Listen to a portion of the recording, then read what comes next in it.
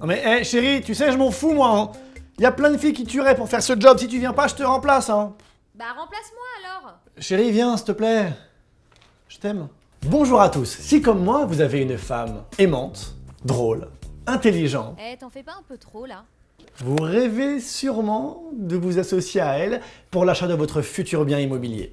Et c'est possible grâce à la SCI. Mais coup de bol, la société civile immobilière vous permet de vous associer à n'importe qui pour l'achat de votre futur bien immobilier. Je vous explique.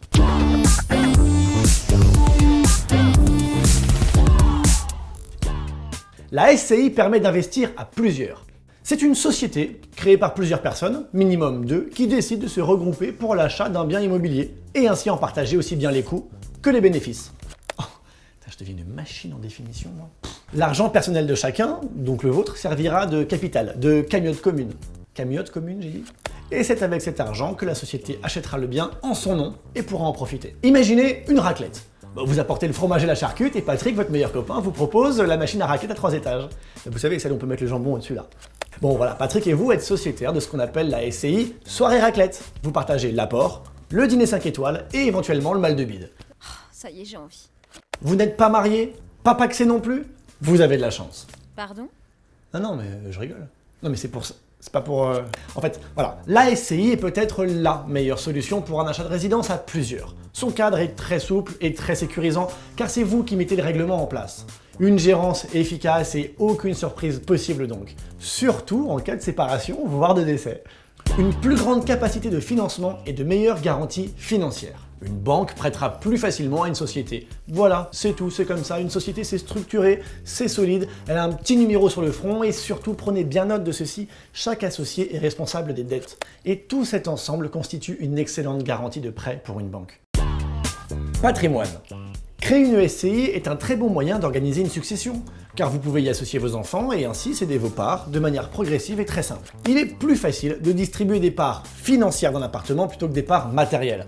Mais on est d'accord, on va quand même pas aller découper le bar de la cuisine à la scie. En fonction de l'apport personnel de chacun, on calcule des parts, que l'on redistribue. Si vous cuisinez un gâteau à plusieurs, par exemple, on décide simplement que ceux qui ont apporté le plus d'ingrédients repartent avec les plus grosses parts. Les dons des parents à leurs enfants peuvent ensuite se faire sans frais. 100 000 € maximum par parent et par enfant sur une période de 15 ans. Et petit bonus, les parents gardent la gérance du patrimoine. Les limites. Vous devez vous dire que tout ça est absolument génial. Oui, c'est génial. Néanmoins, quelques petits bémols. Pas de compte épargne logement par exemple. Pas le droit. Pas d'aide à la propriété, comme le prêt à taux zéro par exemple. N'oubliez pas non plus, vous créez ici une société. Vous aurez donc à la gérer. Un petit peu d'administratif, quelques assemblées générales et formalités juridiques. D'ailleurs, vous devrez directement faire appel à un notaire, quasi indissociable de toute création de SCI. Conclusion, la SCI permet d'acheter et gérer un bien à plusieurs, mariés ou pas, de l'achat jusqu'à la revente. Elle a son mode de fonctionnement propre, des apports financiers libres, une redistribution des parts équitable et bénéficie d'avantages fiscaux. Troisième tuto, bouclé. En janvier, je vous expliquerai comment estimer le montant total de votre achat. En parlant de ça, t'as estimé le total de ta liste de cadeaux de Noël? Oui, mais il y a un problème. Ah oui, un gros même. Un gros. C'est le baby-foot? Ah, c'est le billard, non, c'est ça? Bon.